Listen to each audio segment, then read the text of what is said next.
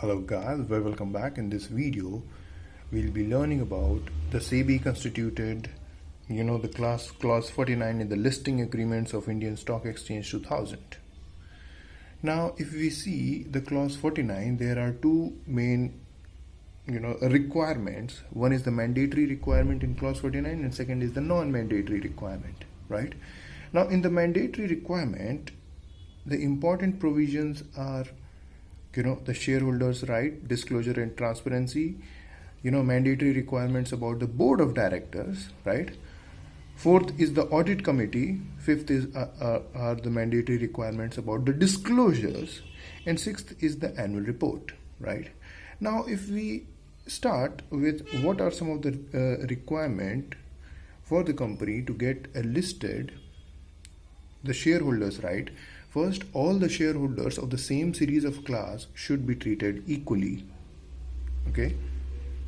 Second, the procedures for general shareholders meeting should allow for equitable treatment of all the shareholders. Okay. Foreign shareholders should also have the voting right, and companies should devise a framework to avoid insider trading. And fifthly, company procedures should not make it unduly difficult or expensive to cast votes, right? Let's summarize. Shareholder rights are: treat equally, right? Procedures for general shareholders meeting, voting rights to foreign shareholders, devise a framework to avoid insider trading, right? There must be a mechanism to avoid this insider trading, right?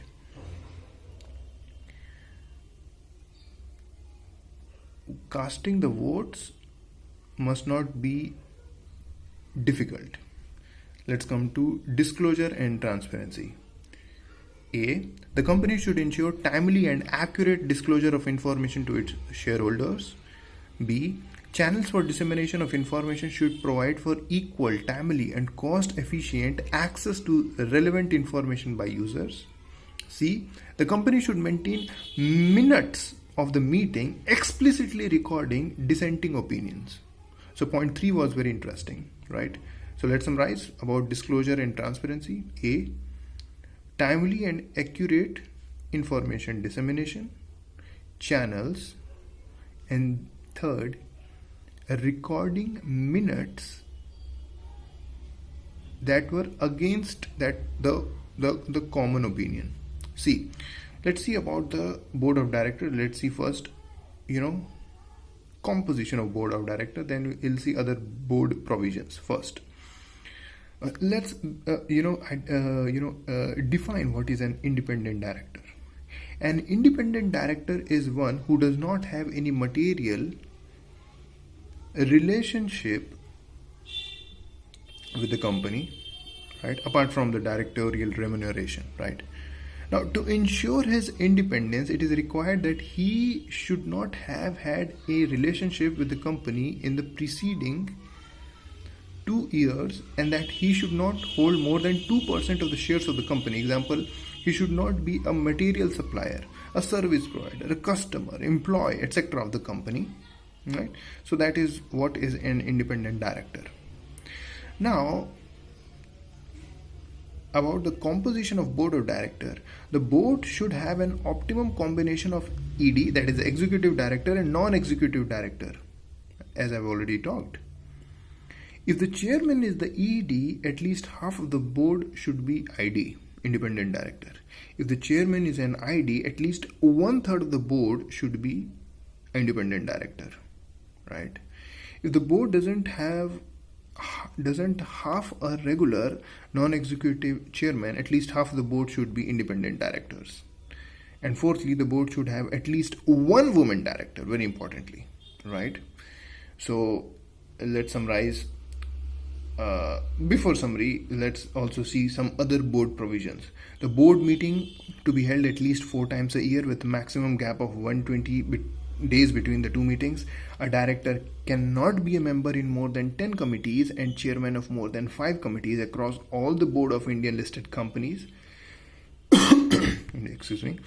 The independent directors who resign or are removed are to be replaced with new independent directors within 3 months or immediate next board meeting, whichever is earlier, the board shall lay down a code of conduct for all the board members and senior management of the company, and they shall affirm compliance with the code on annual basis.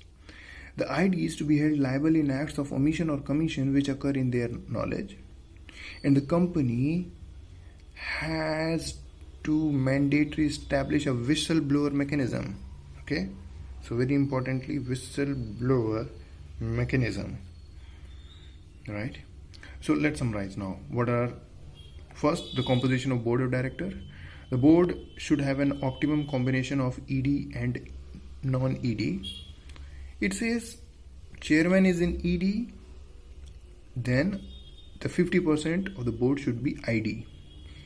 Chairman is ID, then 1/3 should be ID.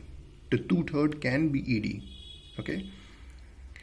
If the board doesn't have half a regular non-executive chairman, at least half the board should be ID, at least, and one woman director, right? Now the other board provision, let's summarize. Board meetings to be held at least 4 times a year, means every 4 months, right? Director not more than in 10 committee. ID should resign or removed within 3 months, whichever is earlier. Okay, ID who resign or are removed to be replaced with new IDs within 3 months. Very importantly, the board shall lay down a code of conduct for all board members and senior management of the company.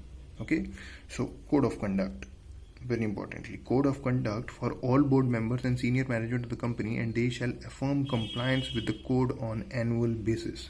Okay, they shall affirm compliance, so on annual basis. IDs to be held liable, and company has to mandatorily establish a whistleblower mechanism. Okay, so important provisions: whistleblower mechanism, code of conduct for all board members, a one woman director, and lots of stress on independent directors. Now let's move to audit committee. A qualified and independent audit committee with at least 3 members shall be constituted by the company. The chairman of the audit committee shall be an independent director, and at least 2/3 of the members of the audit committee shall also be the independent director. Secondly, all members of the audit committee shall be financially literate, implying the ability to read and understand the basic financial statements such as the balance sheet, profit loss accounts, statement of cash flows, etc. The chairman of the audit committee shall be present at the annual general meeting to respond to the shareholders' queries. And the task of the audit committee shall be to establish the oversight of the company's financial reporting process and to disclose its financial information. It shall also recommend to the board of appointment, reappointment in replacement or removal to the statutory auditor. Let's summarize. Now the audit committee, it says qualified and independent. Okay, very importantly, independent. The chairman of the audit committee shall be an independent director, and 2/3 of the audit committee shall be independent director. So lots of stress on independent directors. Financially literate, the stress on that. Presence in annual general meeting, right? And the task of audit committee shall to establish oversight of the company's financial reporting process and disclosure of its all in financial information, right? So that was all about the audit committee. Lots of stress on independent directors, right? Next, if we see disclosure, now the company shall provide proactive disclosures relating to its accounting standards, risk assessment procedures, remuneration provided to the directors.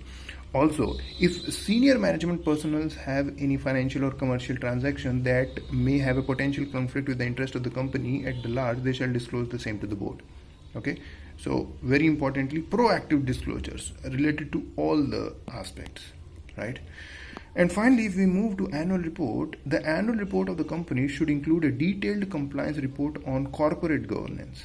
Okay, detailed compliance report. Such a report should specifically highlight the non-compliance of any mandatory requirement, as also to the extent to which the non-mandatory requirements have been adopted. Okay, So clearly mention what you have followed, clearly mention what were the mandatory requirements you couldn't follow, and the extent to which the non-mandatory requirements have been adopted, right? So that was annual report. Next, if we move to non-mandatory requirements, non-mandatory requirement, it says the board may set up a remuneration committee to define on the behalf of the shareholders the company's policy on remuneration for directors. Okay, set up a remuneration committee on behalf of shareholders. Okay, next, a half-yearly declaration of financial performance may be sent to the shareholders. These are non-mandatory requirements of clause 49. You can do, you may not do, but it's good if you do. And the performance evaluation of non-executive directors could be done by a peer group comprising the entire board of directors. Such an evaluation could be the mechanism to determine whether to extend or continue the terms of appointment of non-executive directors. Okay, so C point was saying performance evaluation of NED, non-executive directors, okay, could be done by peer group comprising the entire board of directors. Such an evaluation could be mechanism to determine whether to extend or continue in terms of appointment of non-executive directors, right? So that was all. Thank you.